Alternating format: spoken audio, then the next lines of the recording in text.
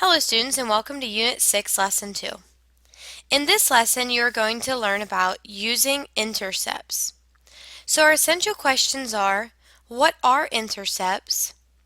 How do I find intercepts given a graph or an equation? You'll learn both ways. And 3, what do intercepts mean in context to a problem? In other words, what context, one situation, does an intercept represent? So to get us thinking, we're going to look at an application question and we're going to work to graph it, which we already know how to do, and then I'm going to show you where the intercepts are and we're going to talk about what they mean. So it says, a diver explored the ocean floor 120 feet below the surface and then ascended, which means go up, at a rate of 30 feet per minute. Create a graph to show the diver's position below sea level during the ascent. So we know that the diver is starting 120 feet down. So we are going to be labeling our y-axis depth, because the depth of the diver is depending on the number of minutes spent ascending. So we will start drawing our graph at 0 minutes with a depth of 120 feet because the diver starts 120 feet below the surface. To start means to have ascended no minutes.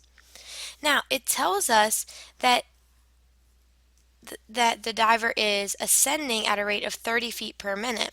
So when 1 minute passes, the diver is going to go up 30 feet. So if we go up 10, 20, 30 feet, and over 1 minute, that's the constant rate of change that's occurring in this situation. The diver is constantly going up 30 every time 1 minute occurs. So when another minute occurs, we'll go up another 30, which from negative 90 up 30 would be 60, but that's going to be after 2 minutes. After 3 minutes, the diver will be at a depth of negative 30. And after 4 minutes, he'll reach the surface. So this is a continuous graph because the diver is continuously moving in that upward direction.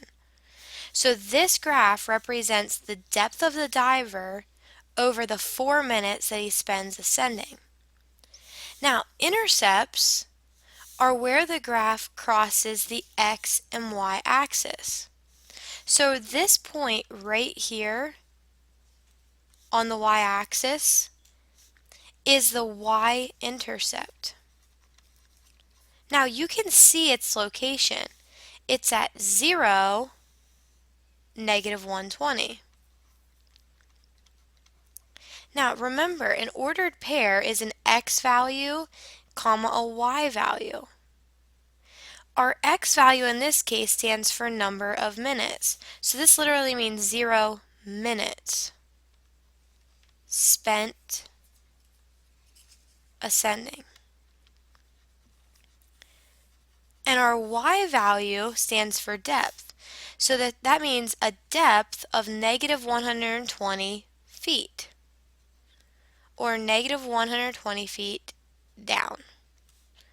Now we could format this into a sentence and we'll probably read something like this. Before the diver has ascended, which is the same as saying 0 minutes spent ascending, before the diver has ascended, he was 120 feet below the surface. That's what the y-intercept means. So that's nothing new to you because you can think about one context, and this is what the context was telling you. Now, if the y-intercept is found on the y-axis, the x-intercept is found on the x-axis. So this point right here is the x-intercept. Its location is 4, 0. And remember, it's always an x value, comma, a y value. And x stands for the number of minutes. This means after 4 minutes, 0 is the y value, and y value is depth. There was 0 amount of depth. So if we format that into a sentence, after 4 minutes, the diver reaches the surface. X and Y intercepts can be found on the x-axis and the y-axis of a graph. So let's look at our new vocabulary terms. Our new vocabulary terms are x-intercept and y-intercept. Let's start with the x-intercept. The x-intercept is the x value when y equals 0. It is the x-coordinate where the graph crosses the x-axis. It will always look like some number, comma, 0. For the x-intercept, y is always equal to 0 because there's no height or depth from the on the y-axis. Now let's look at the y-intercept. The y-intercept is the exact opposite. It's the y value when x is 0. In other words, it's the y-coordinate where the graph crosses the y-axis, and it will always look like 0, comma, and number. In other words, x always has a value of 0. Now, we're going to try to relate this to football to help you remember the idea of an intercept. So, how can the idea of an interception in football help you remember x and y intercepts? Well, here's my idea. A player gets an interception when he crosses the receiver's path. The x-intercept is where he crosses the x's path, and the y-intercept is where he crosses the y's path. Now, we are going to learn two ways of finding intercepts, from a graph and from an equation. We're going to first focus on a graph. When you're trying to find intercepts on a graph, first look at the x-axis. Find the point or points that the graph crosses the x-axis. This point is the x-intercept. Third, write a coordinate for the x-intercept and repeat for the y-axis to find the y-intercept. Let's do some examples together to try to find the intercepts from a graph. So here we have a linear function, and we can see that it's crossing the x-axis here. So this point is the x-intercept. Its coordinates are -2, 0. Now, to find the y-intercept, we're going to find where it crosses the y-axis. It crosses the y-axis here at 0, 1. So 0, 1 is the y-intercept. Now, let's look at this graph to find the x-intercept and the y-intercept. Now, remember, the x-intercept is where the graph crosses the x-axis. So here's our x-axis, and we see that it's touching the graph, or touching the x-axis here at the point 4, 0. So our x-intercept is 4, 0. This is the point where it crosses the x-axis. Now, where does it cross the y-intercept is where you will find the y-intercept.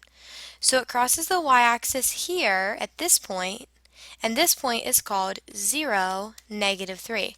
So our y-intercept is 0, -3.